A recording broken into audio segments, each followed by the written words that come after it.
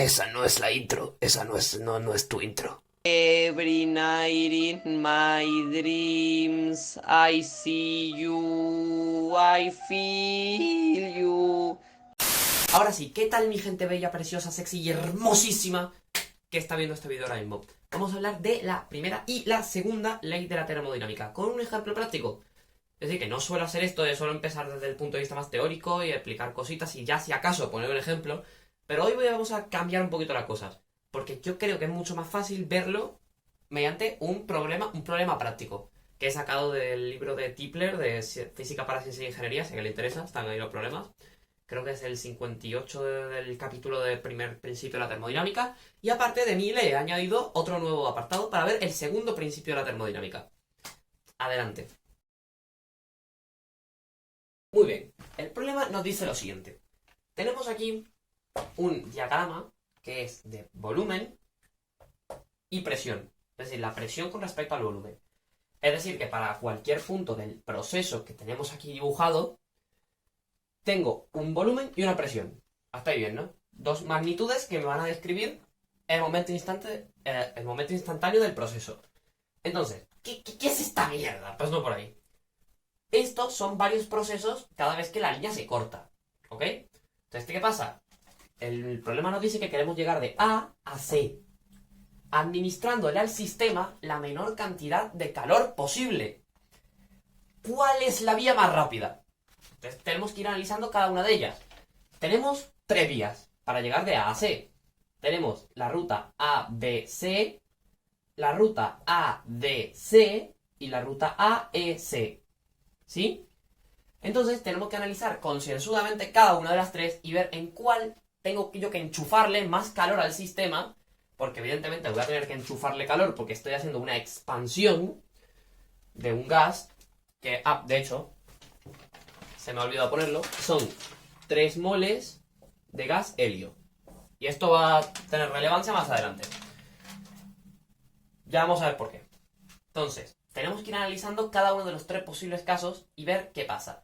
Para ello, nos pide también el problema que calculemos el trabajo neto, es decir, la suma de todo el proceso, para cada una de las tres rutas posibles.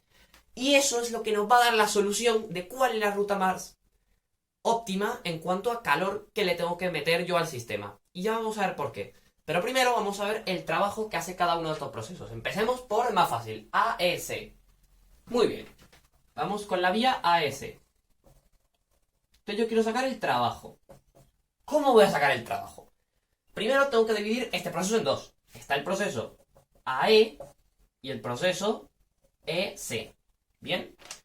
¿Qué nos caracteriza el proceso AE? Como lo tengo pintado aquí, nos dice que a lo largo, o sea, ¿qué caracteriza todo este proceso?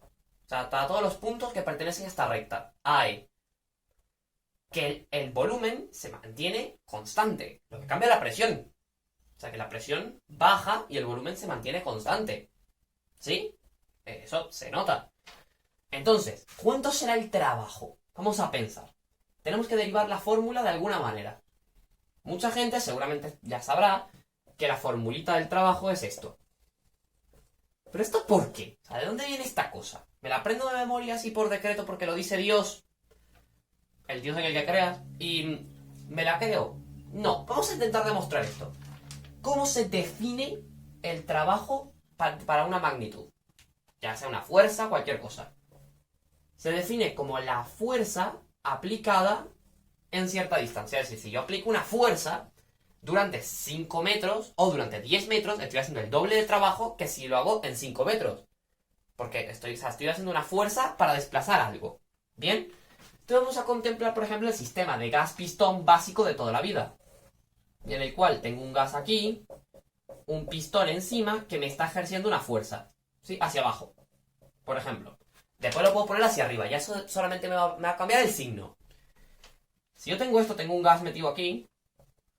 ¿Sí? El pistón se va a mover a una distancia que voy a considerar diferencial de x. ¿Sí? ¿Por qué? Porque lo que quiero hacer es calcular el trabajo para pequeños intervalos y después ir sumando todos los intervalos. Entonces, para una cantidad muy pequeña que tiende a cero de desplazamiento, tengo una cantidad muy pequeña de trabajo, diferencial de W, que va a ser la fuerza, que consideremos constante, por el diferencial de X, ¿sí? Pero tú dices, yo no puedo integrar la fuerza con respecto a esa, tengo que buscar una relación entre la fuerza y esto. ¿Cómo lo hago? Voy a buscar la definición de la presión. ¿Cómo hago la definición de la presión?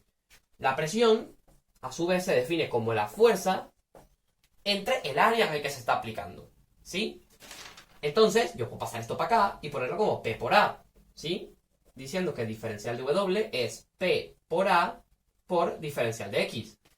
¿Y qué es esto de aquí? ¿Qué es A por dx? El área que ocupa el pistón, o sea, todo esto, lo que está en 3 dimensiones, por esto. El volumen, ¿no? O sea, es el volumen que está desplazando. Es decir, porque si el pistón se mueve dx, se va a desplazar un volumen igual al área por dx. Entonces esto es un diferencial de volumen, ¿sí? Entonces te queda P por dv. Y integrando a ambos lados es que me queda la fórmula P por dv. ¿Y qué pasa con el signo? ¿Por qué le pongo un menos? Vamos a pensar. Para esto tenemos que invocar al primer principio de la termodinámica. ¿Por qué vamos a hacer eso? Vamos a pensar. El primer principio de la termodinámica nos dice lo siguiente: que la variación de energía del sistema termodinámico se usa solo para dos cosas: para calor transferido o absorbido, o para trabajo. Es decir, esto es una ley de la conservación de la energía, básicamente. O para realizar o recibir trabajo. Entonces pensemos. Esto lo tengo que integrar entre dos límites, ¿no? Entre el volumen inicial y el volumen final, ¿no? Entonces, si el volumen final es mayor que el inicial, tengo una expansión. O sea, se me está expandiendo el gas. El gas está realizando trabajo. Por lo tanto, este trabajo está disminuyendo la energía interna del sistema. Es decir, que tendría que ser negativo. Y yo aquí lo tengo positivo. Y por el otro lado, si pasa la situación contraria, es decir, que tengo que el volumen final es menor que el inicial, tengo una contracción, ¿sí? O sea, el gas se está comprimiendo, por lo tanto se está aumentando la energía interna del sistema, esta integral es negativa, pero el trabajo tendría que ser positivo. Por lo tanto, entonces se resuelve que hay que poner un signo menos arbitrariamente, justamente para cumplir con el primer principio de la termodinámica. ¿Bien? Entonces, vamos a empezar por el principio. Para el proceso AE, ¿qué pasa? Que el volumen es constante, por lo tanto, el volumen final y el inicial es el mismo. ¿Y qué ocurre? Recordemos la definición de integral, que la podemos ver geométricamente como el área bajo la curva. Entonces, si yo tengo dos puntos que son el mismo, el área es cero. Entonces el trabajo es cero para el proceso AE, porque no hay ni expansión ni compresión. ¿Bien? Entonces, vamos a ver. Vamos a calcular ahora el trabajo que haría el proceso S. ¿Bien? Entonces el proceso SE, el trabajo, esto ahora sí que tiene una expansión porque está pasando de 0,041 metros cúbicos a 0,2 metros cúbicos. Entonces sería la integral entre los dos límites, 0,0401 y 0,02. ¿De quién? De la presión, con el signo menos, por diferencial de volumen. ¿Cómo se relacionan la presión y el volumen? La presión se mantiene siempre igual en todo el proceso. Se llama proceso a presión constante. Y recordemos, ¿qué carajo es la integral? Video aquí de integrales. Esto es realmente la suma de todas las pequeñas áreas hechas con cuadraditos, que es la suma de Riemann, todo hasta aquí. Y si todas esas pequeñas áreas están multiplicadas por una constante, puedo sacar factor común a esa constante, que es lo que se denomina sacar la constante de la integral. Entonces, hago esto. Y para hallar la antiderivada de esto es súper fácil. Porque, esto sería un 1, que está ahí mudo. ¿Qué función tengo que derivar para que me dé esto? Pues, con respecto a la variable v, pues v más una constante integración, la cual va a volar porque ahora tengo que integrar entre dos puntos. ¿Sí? Entonces me daría 0,02 más C menos 0,0401 menos C. Es la constante vuela, así que da igual que la pongamos o no.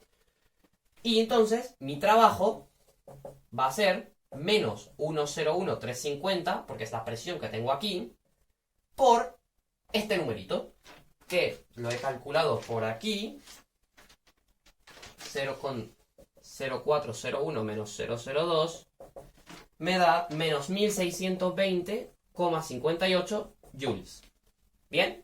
Lo cual es una... Bueno, para metros cúbicos más o menos de 20 litros, 10 litros, algo así, que es lo que estamos trabajando aquí. Esto es una cantidad más o menos aceptable. Entonces, ya tenemos... Entonces, como el anterior nos daba 0, sumamos los trabajos y nos queda el mismo número. Así que ya tenemos aquí, lo vamos anotando. Trabajo AS es menos 1620,58. Bien. Vamos con la siguiente ruta, que vamos a definir como ABC. Bien. Vamos a considerar ahora el proceso ABC. El más fácil es AB. ¿Por qué? Porque es igual que S, es un trabajo a presión constante. Por lo tanto, pasa lo de que puedo sacar P. ¿Qué es lo que me va a ocurrir ahora? Vamos a pensar un poco. W sería la integral de menos P, que es 101,350, por diferencial de B. El volumen inicial lo conozco. Me voy aquí a mi abscisa, 0,0401. ¿Pero cuál es el volumen final? No lo conozco. Porque no me viene indicado en la gráfica. O sea, sé solamente que está entre 0,0401 y 0,2. Pero puede ser cualquier número en el medio. Porque esta gráfica no tiene por qué ser exacta. Está dibujada por mí. ¿Sabes? O sea, no me voy a poner aquí a decir es 0,01. Puede que esté cerca de 0,2, pero puede que no. ¿Sabes? Entonces no podemos hacer esto. O sea, mirar la gráfica se sirve cuando tenemos los puntos exactos. Pero si no, el punto B no sabemos nada. Sí sabemos una cosa. El punto B es el punto de intersección entre A y B y BC. Y BC es otro proceso. Entonces vamos a considerar el proceso BC a ver si nos da alguna información sobre el volumen en B. El problema nos dice algo que vale oro. El BC es un proceso isotérmico. ¿Qué pasa con eso? Si el proceso es isotérmico, significa que la temperatura se mantiene constante en todo el proceso. Eso es bastante vital para nuestros intereses. ¿Por qué? Porque la temperatura, por ejemplo, en el extremo B es la misma que en el extremo C. ¿Y qué pasa? ¿Puedo calcular la temperatura en el extremo C? Por supuesto que puedo hacerlo. ¿Qué? Voy a considerar, primero que todo, que el helio es un gas ideal, porque si no, ya es una locura el problema. Te voy a considerar la ecuación de los gases ideales. ¿Qué es esta de aquí? Esta aplica para cualquier momento del ciclo en el que esté. ¿Sí? Porque es un gas ideal. O sea, el gas siempre está siendo el mismo. Donde P es la presión, V es el volumen, N es el número de moles, que es 3, se mantiene constante, R es una constante y T es la temperatura en cuestión. Entonces, ¿qué pasa? Voy a sacar la temperatura en C. ¿Por qué voy a hacer eso? Porque sacando la temperatura en C, puedo sacar que esta es la misma que la temperatura en B y de ahí otra vez usar la misma cuenta y sacar el volumen en B, que es el que me interesa. ¿Sí? Por eso yo siempre recomiendo, una vez que esté atascado aquí, que digo, no conozco el volumen, voy a ver con qué concatena el proceso B. Y esto me puede dar información acerca de lo que voy a hacer antes. Entonces vamos a ver. TC, ¿quién es? PC, VC, entre NR, que es igual para todo el proceso, así que da igual. Y esto me queda 81,3 Kelvin. Ah, otra cosa, estoy asumiendo que el gas helio no cambia de fase en todo el proceso, es decir, que siempre tenemos un gas. O sea, que ninguna parte se nos convierte a líquido ni nada de eso, porque si no es una locura. Entonces, no, pues solamente eso, por si acaso. Entonces, ¿qué pasa? Esta temperatura yo sé que es exactamente igual a TB, porque el proceso es isotérmico. ¿Sí? Porque se mantiene la temperatura constante. Entonces, ¿cómo se mantiene la temperatura constante? Vamos a pensar. Aquí estoy expandiendo un gas, ¿no? El volumen está aumentando. La presión está bajando. Pero no se compensan exactamente igual. Es decir, que se le está metiendo calor al sistema o sacando calor del sistema para mantener esta temperatura equilibrada en el tiempo. Es decir, que P por V va a ser un número igual durante todo el proceso que va de B a C. Y esto va traer consecuencias ahora. Pero por ahora vamos a usar el TB, ¿sí? Por lo tanto, ¿quién va a ser el volumen en el punto B? Usando de nuevo esto. N por R por TB entre la presión en B. ¿La conocemos? Sí. Nos vamos aquí, es 405.400 pascales. Entonces, sacamos el volumen en B y nos queda 0,005 metros cúbicos. ¿Bien? Y este no lo podemos traer aquí, porque estamos usando de A a B. Entonces, esto nos sirve como el límite superior de nuestra integral. La resolvemos exactamente igual que la anterior, no lo voy a volver a hacer, porque qué pereza. Nos queda menos 401,346 julios. Y como vemos, es bastante menor que el otro, porque la diferencia de volumen que tenemos es pequeñita. Es decir, realmente, para que el gráfico fuera adecuado, B tendría que estar bastante cerca de este punto y no tanto del 0,2 como parece. Es decir, que la gráfica no es que esté mal, sino que podría estar más escalada. ¿Ok? Lo que pasa es que, bueno, la he dibujado yo y pues yo no soy dibujante. ¿Ok? El Tipler tampoco es dibujante. Porque si no te dan pistas, solamente te dicen que B está entre A y C. Eso es todo. ¿Sabes? Entonces, mejor calcularlo analíticamente y luego ver si nuestra solución tiene sentido. Porque imagínate que aquí nos hubiera dado 0,80, que está por aquí al final. No tiene sentido, porque ahí sí que se nos rompe todo el proceso. Entonces tendríamos que ir revisando nuestros cálculos. ¿Bien? Tenemos el primer trabajo. Ahora vamos con BC, que este es más complicado. ¿Por qué? Porque mi trabajo va a ser de nuevo P de V, ¿sí? Entre el volumen en B, que es 0,005, y el volumen en C, que es, viendo la gráfica, 0,2. ¿Ok? No problem. Pero ahora, ¿cómo voy a relacionar P con dV? Porque ahora P no es constante. O sea, estamos en hay un movimiento en el eje vertical. ¿Lo estamos viendo? ¿Sí? ¿Qué hacemos en este caso? Entonces, voy a usar la característica de que es isotérmico. ¿No acabo de decir hace 2 segundos que P por V va a ser una constante? Sí. La constante la puedo calcular porque la temperatura la conozco, que es 81,3, esto es 8,31 y esto es 3, en este caso. Entonces, PV yo sé que va a valer 2027. Ya lo he calculado, el número, estos 3 números son 2027. Entonces, yo puedo decir que P es 2027 entre V. Entonces, ya he calculado la proporción entre estas dos cosas. Por lo tanto, ahora lo puedo usar para mi integral, ¿no? 0,05 hasta 0... Perdón, esto es un solo 0. De 2027 entre V, diferencial de V. Esto, de nuevo, 2027 es un factor común, puede salir. 2027. ¿Y qué es la integral de 1 entre V diferencial de V? Ya hemos hablado de esto antes, es el logaritmo neperiano. Entonces, es el logaritmo neperiano de... ¿De qué? Ahora tengo que evaluarlo entre el límite de arriba y el límite de abajo. Entonces va a ser 0,2 entre 0,05. Y tú me vas a decir, ¡ay! ¿Por qué lo pusiste ahí en el denominador si no está dividiendo? Recordemos, el logaritmo, la resta de logaritmos es el logaritmo de la división. ¿Sí? Es decir, si yo tengo, por ejemplo, el logaritmo de A menos logaritmo de B, en los reales es logaritmo de A entre B. ¿Bien? Algún día hablaré de esto. No, pero hoy no. Entonces, por ahora nos quedamos con esta cuenta. Y esto, pues, nos da un número, ¿no? Me imagino. Que va a ser menos 3211,346 joules. ¿Sí? Pero este es solo este segmento. Nos falta el otro, que es este de aquí. Entonces, sumando los dos números, sencillamente, pues ya tenemos el segundo trabajo que nos interesa. ¿No? Vamos a ver.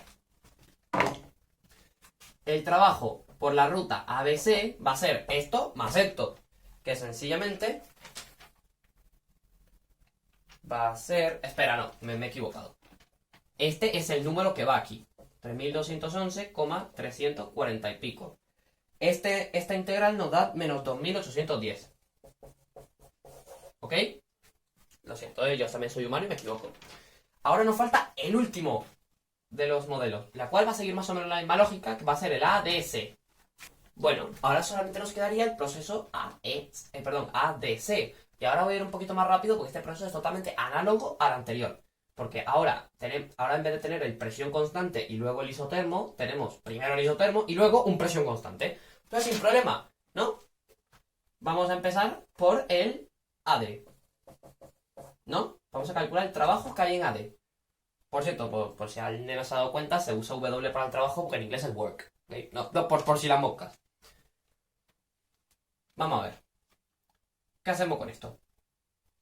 Tenemos lo mismo que P por V es una constante, que en este caso es nRT, ¿sí? ¿Cuál T? ¿La temperatura en D o la temperatura en A? Que es la misma, porque es isotérmico. La temperatura en D no sé nada de ella, y además tampoco sé nada del volumen ni nada por el estilo, así que todavía no puedo saber nada de esto. Pero de A conozco la presión y el volumen, por lo tanto puedo sacar la temperatura en A, ¿no? Temperatura en A es igual a PA, VA, entre N por R. Y nos sale una cantidad tan sexy como 65,2 Kelvin. ¿Ok? ¿Qué pasa? Que esta es la misma temperatura en D también, ¿no? Entonces puedo sacar el valor de mi constante para cualquier momento, que es N por R por esta T, que va a ser 1625,6. ¿Bien? ¿Qué ocurre? Ahora puedo saber cuánto vale VD. ¿Cómo? Usando la temperatura y volviendo a hacer esto, o usando esta formulita. Porque ahora yo sé que VD sería 1625,6 entre la presión en D, ahí se me borró esto, que es 101.350. Entonces, con esto me sale que el volumen en D sería 0,01604. Que si nos fijamos un poquito, es exactamente 4 veces esto. ¿Por qué? Y yo voy a preguntarme ahora por qué. Pensemos, si yo tengo un proceso en el cual es isotérmico, ¿no? O sea, este término de aquí se mantiene.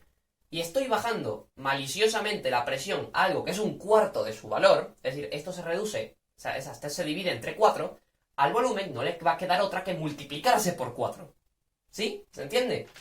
Entonces, claro, por eso tengo... Perdón, al contrario. Entonces, no, que sí está bien. No he dicho nada.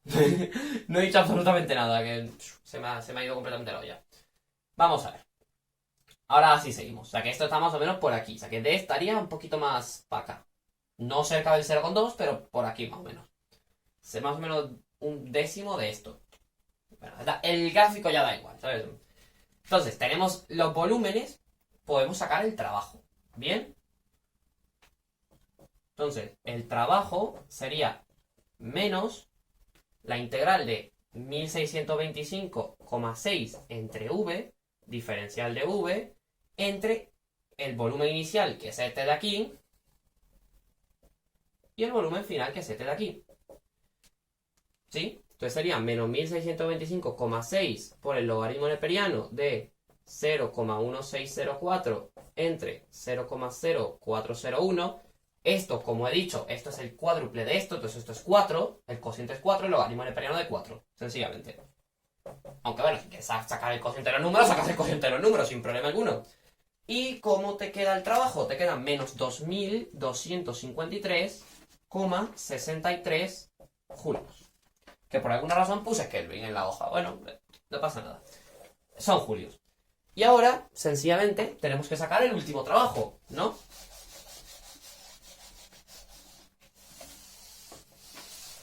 Que va a ser un trabajo a presión constante, súper facilillo.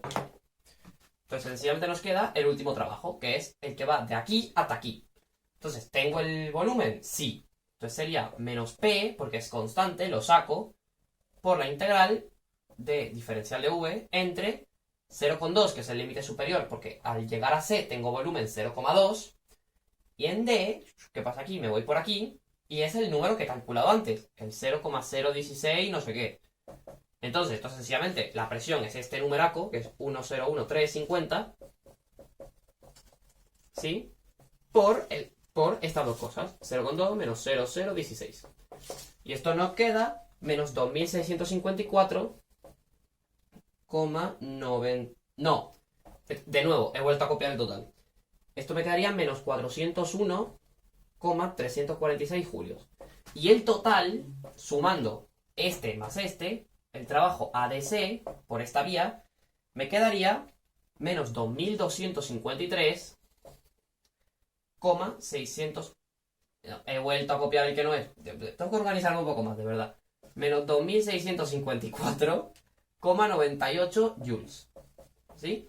Entonces, ya tenemos los tres trabajos. Ya está el primer apartado de lo que me pedían. Y ahora voy a hacer el análisis cualitativo de cuál me requería menos calor, usando el primer principio de la termodinámica. Vámonle.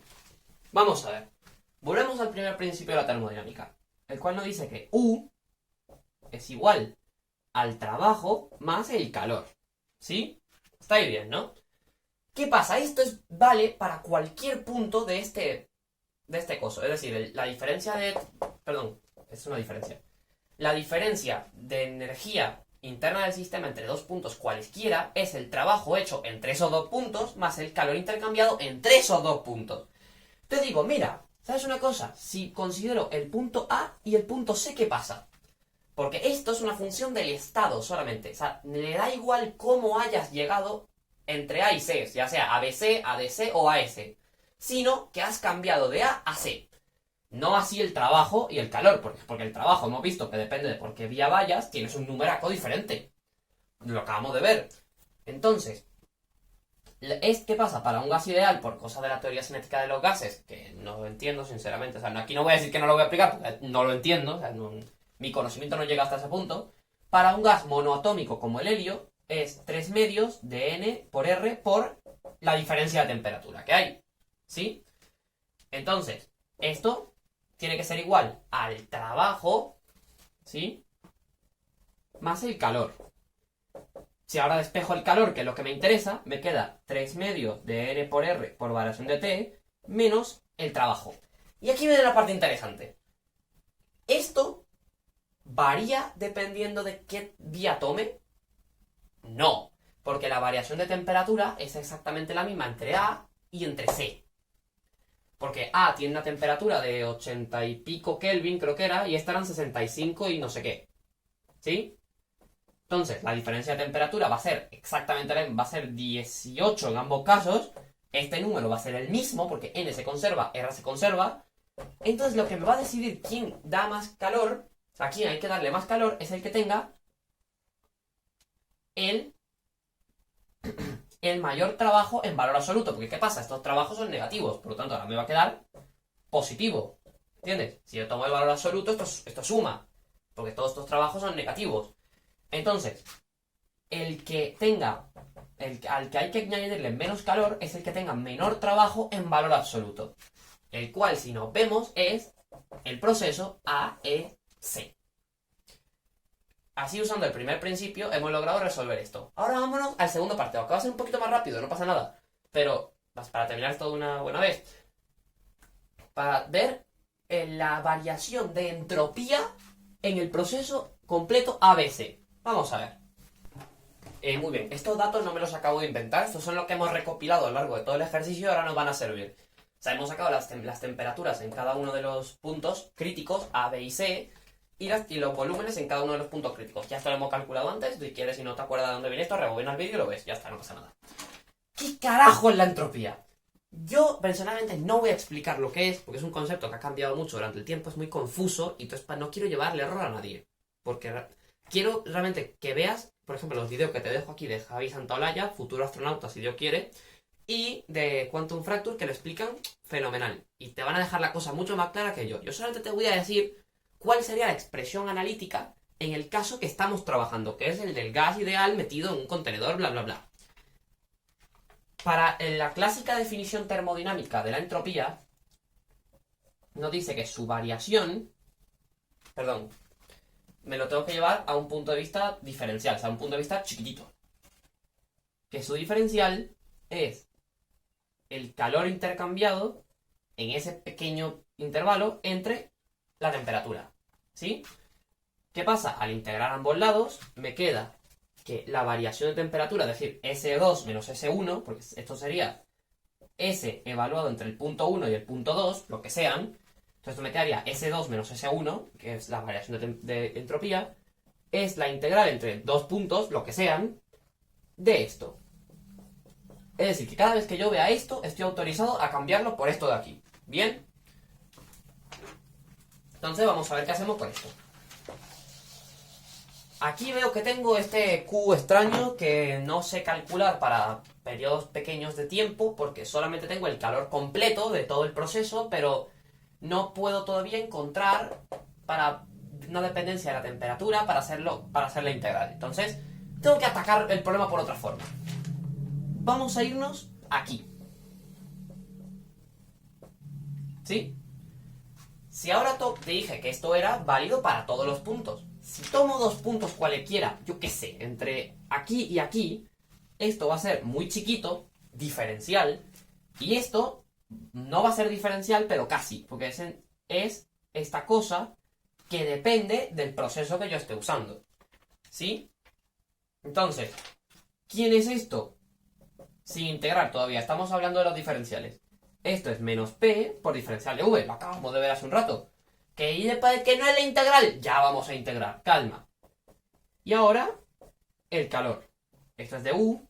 De hecho, ¿cómo te puedo escribir de U? De U dijimos que era lo de 3 medios NR por la variación de T. Y si hago que la variación de T sea muy chiquita, me queda diferencial de T. Entonces tengo 3 medios de N por R diferencial de T. ¿Sí? ¿Qué pasa? ¿Qué me está preocupando aquí? Que no tengo T. O sea, aquí tengo que tener entre T. Pues no pasa nada, lo divido entre T. Divido todo entre T. ¿Sí? Y ahora tengo que proceder a integrarlo a ambos lados. Esto es lo que me interesa. Mi variación de entropía, ¿no? ¿Y qué pasa? ¿Qué hacemos con esto? Esto es P entre T. Puedo usar la ecuación del gas, ¿no? Para sacar que P entre T sería... o sea, divido entre T ambos lados aquí. Y la B se pasa para acá. Entonces me quedaría NR entre B.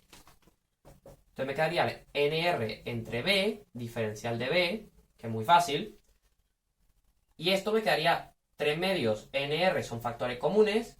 Entonces, esto me queda esto de aquí. Esto es súper fácil de integrar. Ya lo hemos hecho hace un rato, así que no voy a volver a repetir todo el procedimiento. Y nos sale que esto queda con signo positivo aquí. Entonces me queda que la variación de entropía para cualquier punto sería 3 medios de NR logaritmo neperiano de T final entre T inicial, que le llamo 2 y 1, por llamarlo de alguna forma, más NR logaritmo neperiano de V2 entre V1. ¿Sí? Para este caso, que estamos trabajando con un gas ideal y todo esto. ¿Bien? Entonces ahora sencillamente tengo que sustituir en la fórmula para los puntos que me quedan. Entonces vamos a ver. Vamos a ver un poquito. Vamos primero con variación de S desde A hasta B. ¿Bien? Vamos a ver qué tenemos aquí. Desde A hasta B tenemos que la presión es constante, pero aquí no tengo presión, así que no pasa nada. T2, T1, los conozco, ¿no? Porque en este caso T2 sería B y T1 sería A. Y V2 sería A y V1 sería B. Todo me cambia, nada es constante. Entonces, como decía Heráclito, todo cambia, nada es constante. Entonces, es un número que tengo que calcular. N y R los conozco, tengo todo. Esto es nada más ahora sustituir en la fórmula los valores que ya conozco. Y sencillamente me quedaría la primera entropía 13,75 julios entre Kelvin. ¿Por qué la unidad? Porque acabamos de decir que era el calor, que es una energía que es en julios, entre temperatura que es en Kelvin. ¿Bien? Entonces, como vemos, es una entropía que aumenta porque en estos procesos la entropía del universo tiene que aumentar, la segunda ley de la termodinámica. ¿Y qué pasa? Me falta el último proceso, ¿no? Del BC. Y aquí se me va a simplificar una cosa. Porque como vemos, el proceso BC es isotérmico. Las temperaturas son las mismas. Es decir, que cuando yo calcule esto, me va a salir este cociente 1. Porque son dos números distintos de 0 que se dividen entre el mismo. Entonces, 1. ¿Y qué pasa? El logaritmo neperiano de 1, recordemos, ¿cómo es el clase de cálculo rápida? Vamos a calcular el logaritmo neperiano de 1. Es aquel número tal que al hacer e, que es la base, elevado a ese número, me da 1. El único número que cumple es 0. ¿Sí?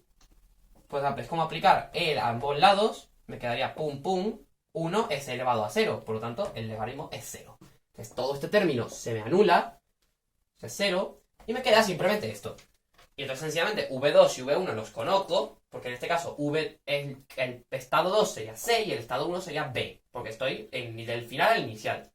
Entonces, tengo estos dos numeritos, lo calculo, no pasa nada, y me queda 34,56 julios Kelvin. Que por cosas de la vida me queda bastante mayor que este, por la razón de que aquí se está intercambiando mucho más calor y eso, entonces el nivel de irreversibilidad de la reacción que se me está dando es mucho mayor que en la otra. Y por eso la entropía me sale un número mucho más grande que lo que me saldría en el caso anterior. Así que bueno, con esto me despido por el día de hoy. Y bueno, realmente me gusta que la gente intente explicar estas cosas, aunque después no tires de la definición, aunque después te aprendas esta fórmula de memoria, no pasa nada, te la aprendes, no hay problema. Pero que sepas por qué la fórmula es así, ¿entiendes? Porque eso realmente me gusta. Pero ya en un próximo semanas voy a hablar de aprender de memoria versus entender. De por qué no son excluyentes y por qué una no debería vivir sin la otra. Así que si te toca un profesor que te dice que solamente te aprendan las fórmulas, acuérdate que... Te están cagando, tenés que darte cuenta. No seas boludo. Chau.